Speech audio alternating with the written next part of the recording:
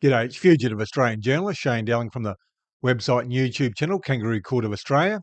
Now, I've published a couple of videos over the last week or so, and I've collated them together and published an article.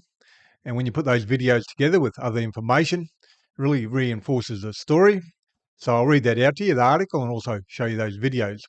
And the article's titled, Penny Wong Betrays Labor Supporters by Going Full Zionist in Parliament. I published it on Sunday the 29th of March 2026. The article starts off, Penny Wong, Australia's Foreign Affairs Minister, has blamed Iran, as per the video I'm about to show you, for Australia's fuel crisis, which is straight out of the Israeli Zionist propaganda manual. The reason Australia has a fuel crisis is because Israel and the USA attacked Iran, and Iran is doing everything they can to defend themselves, which is what you would expect. This article is a follow-up to my 6th of March 2026 article titled Foreign Minister Penny Wong's Iran War Lies in the Senate Exposed, and my August 2025 article, Penny Wong Lies in Parliament, about Australia supplying weapon parts to Israel. The video I'm about to show you is from the 25th of March 2026, and Penny Wong is asked by the Green Senator Nick McKim what the government is doing about fuel prices and availability. Senator Nick McKim had already asked one question, which Penny Wong waffled on with an answer. And the video I'm about to show you is Senator Nick McKim's two follow-up questions. Penny Wong attacks the Greens and blames Iran for attacking other countries in the region who had nothing to do with the war and attacking civilian targets. But what Penny Wong doesn't mention is that other countries have US bases, soldiers and radars that were used in Israel's and the US's attacks on Iran. Nor does Wong mention the thousands of civilian deaths in Iran by Israel and the US. And I'll show you that video now. Senator McKim, first supplementary. Thanks, President. Well, none of that constitutes price gouging, but, Minister, the price and availability of fuel is the #1 topic of conversation around this country and the biggest current domestic impact of the war that Labor thought was such a great idea and has joined Australia to. Why does the government think it's okay to bullshit the Australian people about what you're doing about petrol prices? Senator McKim, I'm going to ask you to withdraw that. I withdraw. Thank you. Senator McKim, had you finished your question? Thank you. Minister Wong. Well, I think that Senator McKim, if he's worried about people misleading, or I won't use his words, he probably should look in the mirror. He should probably reflect on the fact that the disruption to global energy markets is as a consequence of Iran choosing to attack countries which were not taking part in strikes on Iran. Order. These are facts. These are facts you just ignore. Order. Order. I'm waiting for silence. Senator Wong, had you concluded your answer? Thank you. If I may be permitted to finish, the Australian Greens forget and never speak about the fact that the reason we are seeing disruption in global energy markets is because Iran has chosen to attack countries that were not taking part in strikes, against them. Now, I love the way you just ignore that have attacked civilian infrastructure, civilian targets. Thank you, Minister Wong. You the time for answering that. has expired. Thank you, Minister. Senator McKim, second supplementary. Minister, you know price gouging is not illegal under Australian law because last year you finally acted to ban price gouging for supermarkets. Why does the government think it's necessary to ban price gouging for supermarkets, but is not necessary to ban price gouging for fuel companies in the middle of a petrol and diesel fuel price crisis? Thank you, Senator McKim. Minister Wong. There are multiple aspects to that question, and if I can get you something a little more detailed on the supermarket arrangements, and obviously it's a very different market structure where you have much less competition in terms of retail than you do in the fuel sector. But I'll certainly try, and if I can provide you with certain additional information, Senator McKim, I will. But I again make this point. It is so disappointing that the Australian Greens refuse to condemn Iran's actions. Yeah, Iran's actions are causing the conflict, the disruption to global supply markets, global energy markets. And yet, just as I never have heard you bemoaning the murder of tens of thousands of Iranian civilians, I do not hear you condemning Iran when it comes to civilian targets. And that says something about your ethics as a party. It says something about your ethics. Thank you, Minister. In the last question in the video I just showed you, Penny Wong has asked about price gouging on fuel prices. But again, Penny Wong deviates to attack the Greens for not criticising Iran, when Penny Wong refuses to criticise Israel and the US for starting the war. And in fact, Penny Wong supports Israel's and the US's war against Iran. Penny Wong also attacks the Greens for not criticising Iran for killing protesters. But I've never heard Penny Wong criticise Israel for the 70,000 Palestinians killed by Israel in Gaza, or mention the fact that the UN has found Israel has committed genocide in Gaza. On the 24th of March, which is 2 days before the video I just showed you of Penny Wong pushing Israeli and Zionist propaganda in the Australian Parliament, Penny Wong had a phone call with Gideon Saar, Minister for Foreign Affairs of the State of Israel, who promoted the phone call on X, as per the screenshot on screen now. Gideon Saar said, spoke with Australia's Foreign Minister, Senator Penny Wong. We discussed at length developments in the war in Iran and Lebanon. I emphasised the massive scale of missile, rocket, drone attacks against Israel from Lebanon. Israel is acting to defend its communities and citizens. So Gideon Saar, the Israeli Foreign Minister, is using the phone call with Penny Wong to show, in effect, Australia's support for Israel. My article goes on to say, Labor Party focuses attacks on the Greens on behalf of Israel and Zionists. Attacking the Greens and implying they are supporters of Iran is obviously a Labor Party tactic, given a Labor Party senator, who most people would have never heard of, has jumped in bed with the Murdoch's Australian for the attack. Labor's Victorian Senator, Ralph Ciccone, who was a Chair, Joint Committee on Intelligence and Security, and Chair of the Senate Foreign Affairs, Defence and Trade Legislation Committee, posted on X, which I've got up on screen now, the screenshot, on the 27th of March 2026, the day after Penny Wong's Israeli Zionist propaganda in the video I just showed you. He posted the comment on screen now, and I'll read that out to you. Selective outrage doesn't advance peace. It undermines it. The people of Iran deserve freedom and dignity. The people of Israel deserve safety and security, and both deserve a future without fear, because peace isn't secured by walking away from alliances, but by standing with them when it matters most. Thanks to News Corp for covering my Senate speech. Ralph Ciccone put a screenshot of the Australian article attached to his message on Twitter, or X as it's now known. And I'll read that out to you. It says, and I'll put it up on screen now, it says, anti-West Labor Senator Ralph Ciccone lashes Greens over Iran stance. What we hear from the Greens is not principled anti-war advocacy. It is selective outrage dressed up as morality. And I go on to say in the article, the Labor Party jumping in bed with Rupert Murdoch and Lachlan Murdoch to attack the Greens will embarrass many Labor Party supporters. Senator Ralph Ciccone is right when he says selective outrage doesn't advance peace, it undermines it.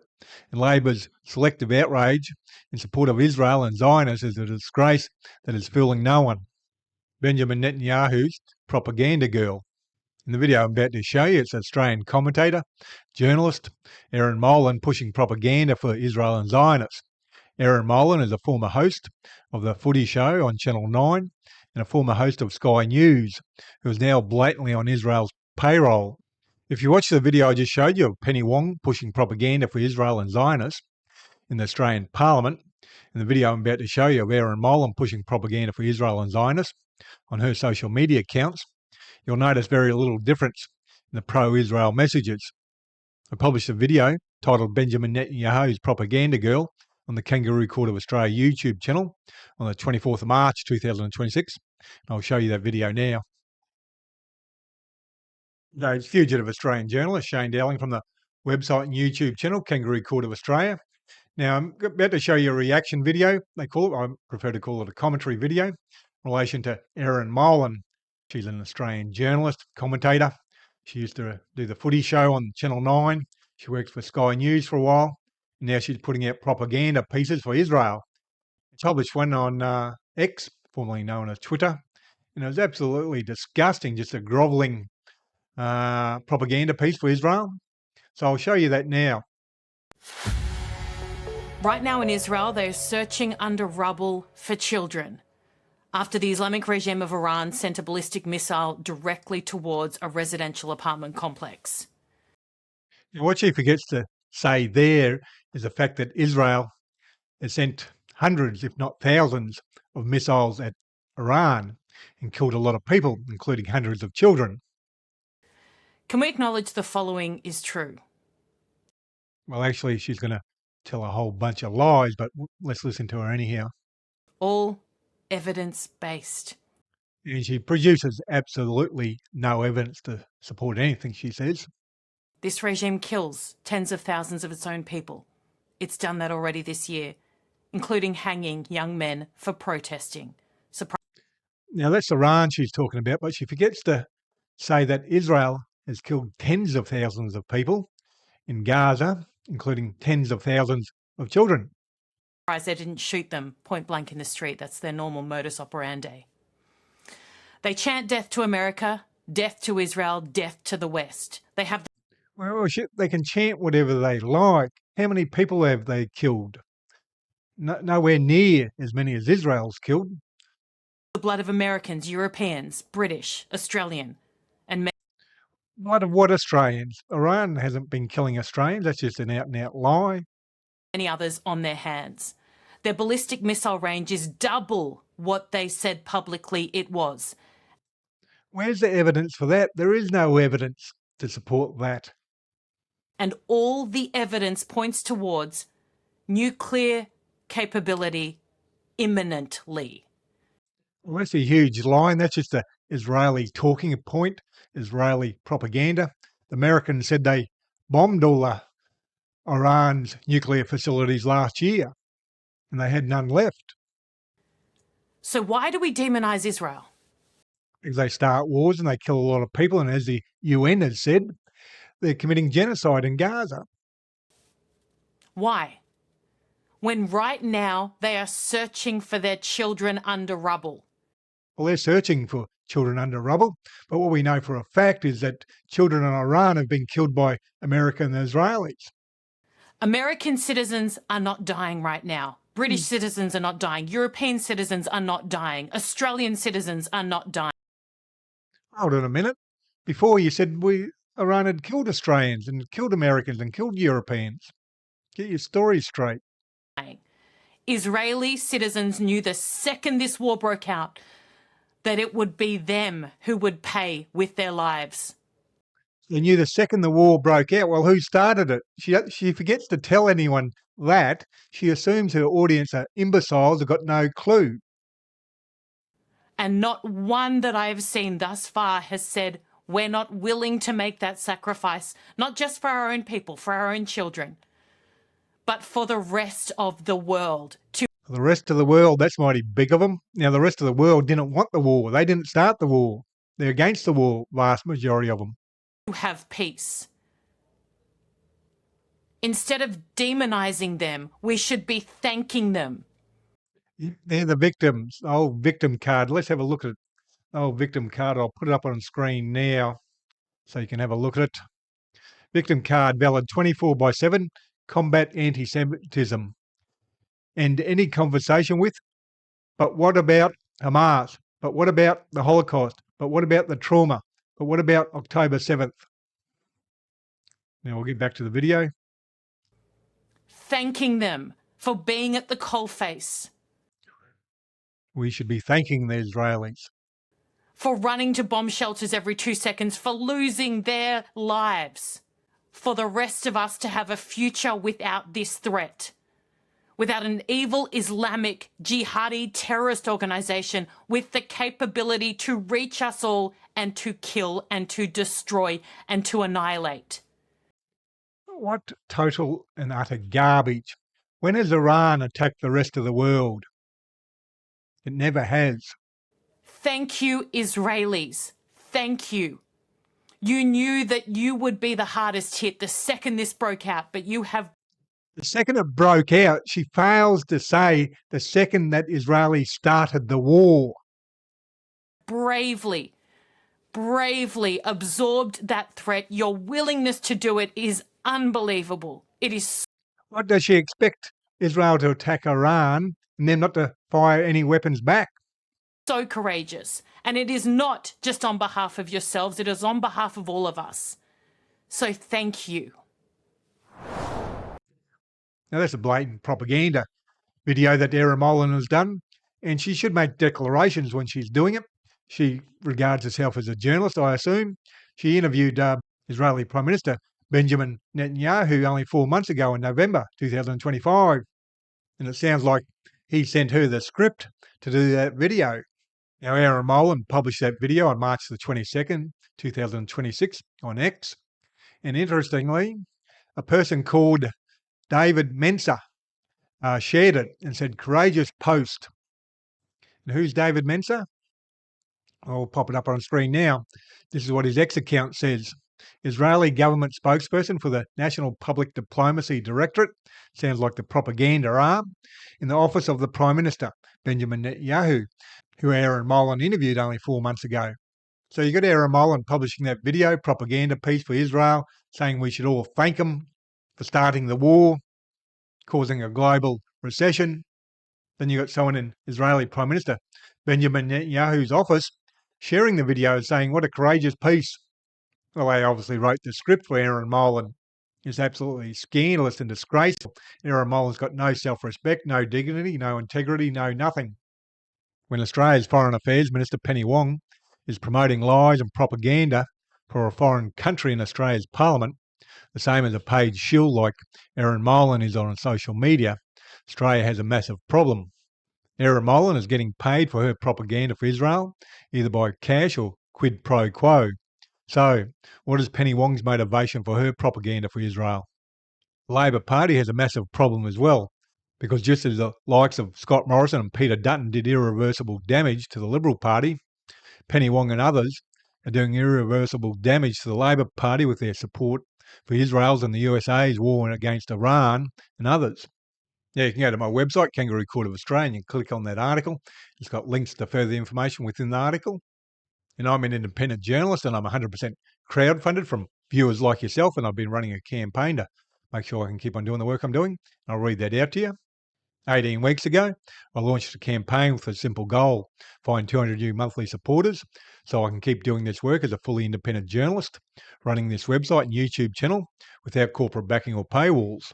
Since then, 155 wonderful people have stepped up and become monthly supporters. That's huge, thank you. We're now at 45 to go. If you've been enjoying the work and aren't yet supporting monthly, I'd be incredibly grateful if you consider joining them. Here's the situation. Like most independent journalists, I'm basically a one-person small business. Right now, a lot of us are feeling the squeeze, just like many small businesses and the households are. To stay afloat and keep bringing you the reporting I do, I need roughly 200 more people, well 45 now, chipping in whatever they can comfortably afford each month. Anything from $3 to $100 or whatever works for your budget makes a real difference. There's no lock-in, you can cancel or adjust at any time. If that feels doable right now, you can see all the donations options on the donations page, and I'll put a link to the donations page below this video on YouTube. Your support, whether it's a monthly donation or one-off donation or just sharing my work, is what helps keep independent voices like this one alive.